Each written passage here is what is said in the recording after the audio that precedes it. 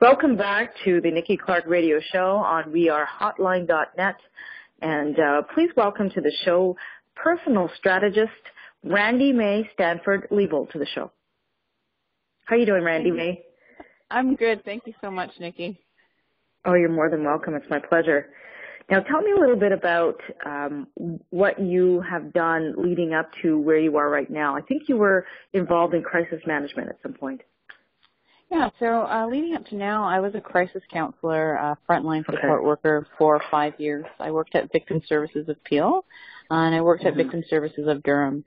So predominantly helping people who are victims of crime for the police services in the different regions, and really providing support for around domestic violence, suicide, crisis management, and things like that. So it was mostly support over a crisis line, attending scene attendances with police officers and things like that if there was a sudden death, and just providing immediate emotional support to members of the community. So I did that for about 5 years, and then I transitioned into my new career as a personal strategist, mainly because I wanted to see how I can help people in a different way. I recognized that I really enjoyed being in moments in people's lives and helping them and watching them transform and make those decisions that are life-changing. And I want to explore that in a different way. So I kind of started to take courses in life coaching and mindfulness and things like that, and that helped me start to build a niche of how I wanted to help individuals. Okay, amazing. Sometimes when we get into our personal paths and our professional paths, it has a lot to do with our life experiences. Getting into, dealing with victims, were you at any point feeling that, you were not necessarily a victim, but maybe you needed that help and you felt marginalized at any point, or you needed to find the connection of a resource center that you are now tapped into? Absolutely. Throughout my high school years, I experienced being bullied significantly, and it transformed, and I remember being about 16 and having a moment where I had to look in the mirror and make a decision to accept myself for who I was. Because the people around me were telling me that I wasn't enough. And through that experience, I was able to connect with community resources to help me through my personal experience of being bullied. And it's actually interesting we're talking about this because tomorrow is Wear a Pink Shirt Day to stop bullying in schools. Look at that. Okay, fantastic. And so my experience, I guess, was as being a victim and transitioning from being a victim into recognizing that I am a person, I am worthy, and I am a survivor of that. Yes, absolutely. And you're taking this message, you're taking this life experience, and you're helping to transform others. Can you think of someone that you've worked with recently that you could see the transformation happen in front of your eyes? I can think of, absolutely.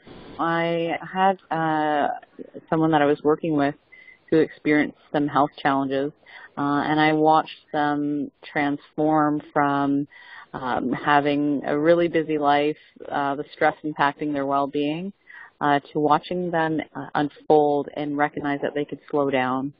And watching them use meditation as a tool to cope with the stress, and it was just so beautiful to see that person unfold and do things that were outside of their comfort zone, but by the end, accept them as a new way of being and integrating it into their life. And that's the joy in it for me. Watching people recognize that all the tools are within them to make a change in their life that can impact their well-being in a positive way. Fantastic. Now, as a personal strategist, who comes to you? Who do you serve? And what do you do? Okay, absolutely. So who do I serve? I serve individuals. Someone who might have recently lost a job and they're trying to figure out what's their next step going to be and how they're going to go into that next leg of their career with passion and purpose. It could be a youth. I've had connected with youth who are trying to figure out in high school what should they do next and how they're going to get there, and start to map out like how they're going to follow their dream and what steps they can start looking into to see if that could be a possibility. Couples are also my clients. Couples who want to reconnect, couples who are having challenges in this busy day, in this busy life where, you know, we're going from one thing to the next all the time, and we kind of have a distance created between us.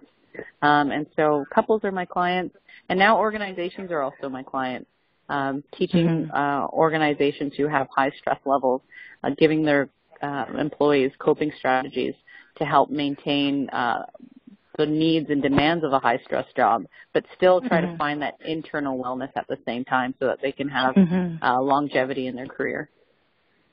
Absolutely. So it's a bit all over the map of who do I serve. So I really just like serving people who recognize that they want to make a change, and as soon as that you can connect with someone who wants to make a change, whether it's a youth, couple, a busy leader of an organization, or frontline workers, that's the moment where you have to jump in and say, okay, if you're ready, I'm ready to help you and be there. Okay, that is amazing. What are some of the rewarding parts of what you do, and what are some of the challenges? So the rewarding parts are, I just did a couple of workshops tonight, actually, and the rewarding part is just watching people find joy inside themselves and watching people find that love inside themselves, and recognizing that they don't need much outside of themselves to have that, and it's all within. That's like, that excites me, that moment. My challenge is getting more people to recognize that they have it all inside. And it's just a matter of pulling it out.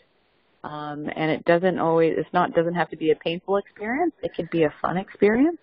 But I guess trying to translate doing the work into something that could be fun, and it doesn't have to be painful.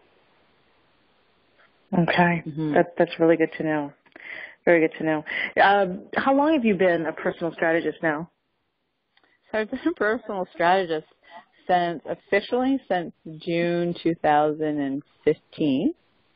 So it hasn't been very long. But what I realized when I stepped into this career, this new career path, is that the crisis counseling and helping people in the worst moments of their life, and helping people through just unfolding and self-development, is that there's a moment where people make a change. And the step could be whether it's a crisis or the worst moment in your life, or your spouse dies and you have to call someone to ask if they think you should wash their socks. That's a step. Or if it's someone who just lost their job and they're trying to figure out what they love to do so that their next career has a bit of passion and joy in it. They're all steps. So it doesn't matter whether they're big or small. My job is really to just help people facilitate that next step. And so I haven't been doing this for a very long time. It's been probably not a full year yet, but there's a connection between the two that gives me that longevity and that sustainability to say, yeah, I've been actually doing this for a little while, because really it's just helping people through that next step in their life. Fantastic. Now, how have you been transformed through this whole process by helping others? I've had a 360 in my life. I guess the best way to say that is even during my coaching program, throughout my university experience and all my placements, and recently through completing mindfulness courses at the University of Toronto.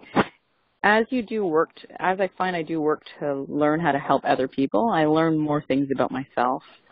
And so I become more open, aware of how to create a safe space for people and how I can do that for myself. And I think one of the biggest lessons I've learned so far is that if I'm going to try to teach other people wellness, I have to make sure that that's something that's part of the fabric of my own life. And really just staying on top of that. So I guess that's the way I think I can say I transformed, is just really making sure it's a staple in my life to take a check and stop for a moment and see where my own wellness is. Okay. That's good. And we often don't take that time to, personal inventory because we're just so caught up in the busyness of life. So it's really important to evaluate where you are, evaluate your environment, the people in your environment, and make that inventory to, improve the quality of your life. So that's a very important part that you brought up. So I appreciate that, because I find as I'm getting wiser and more mature in this life journey, I have to do that quite a bit. And I was watching something with Steve Harvey, who I find amazing. He was on, he's really funny. He was on Oprah's Life Class, and he used the analogy of the wagon in your life. And he says that we're all given a wagon, and we have a certain amount of rope, and we're in charge of pulling that wagon. And there are people who are on this wagon, and some of them are on the side, using their feet to help you move in the right direction, and others have put up their feet and they're sitting back comfortably, and you have to take those people off the wagon no matter how painful it is, because they're just dead weight. So, that's just part of life, yeah. Absolutely. Just having being able to press that reset button frequently and say, and like you said, take an inventory and find out, okay, what's serving me and what's not, and how am I going to let those things go? Yes, very important. When sorry, I interrupted you. No, go ahead. Absolutely, go ahead. No, what I was going to ask you, we just had Valentine's Day. Not too long ago, maybe a couple of weeks ago, and I know there are many singles in the city of Toronto, and they're having a hard time connecting with someone that they feel that they're suitable for, Absolutely. Because they're caught up in their own life and work, and maybe there's just not enough time, or it's just not happening. But I think a lot of people have the mistake of thinking that the person that they choose has to complete them. And it really should be the other way around. They should be completed first before they find someone, right? Because that person should be about enhancing them. When you meet couples, are they half full? Do they feel incomplete, and then you come in and show them the way of getting back together individually first before they can, make that union?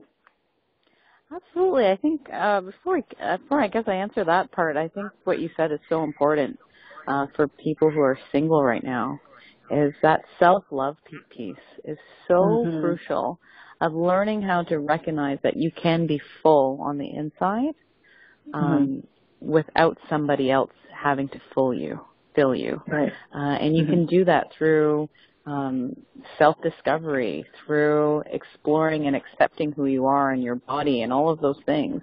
And the more that you can love yourself and recognize that you can be filled with that love, then when you meet somebody, it's a compliment. There's someone complimenting. Just complimenting is a bonus of what you already are. So they're enhancing your life, really. They're not completing it, but just making it better in a way. Absolutely. It's like, I think there's the media piece of that movie Jerry Maguire when he says to her, "You complete me," right? And so there's that moment where we all like, "Oh, I want someone to complete me." It was like, no, you're already complete. You're already a whole being. You already exist in the world. Now find somebody to help exist alongside of you, beside you. Perfect. Perfect. Yeah.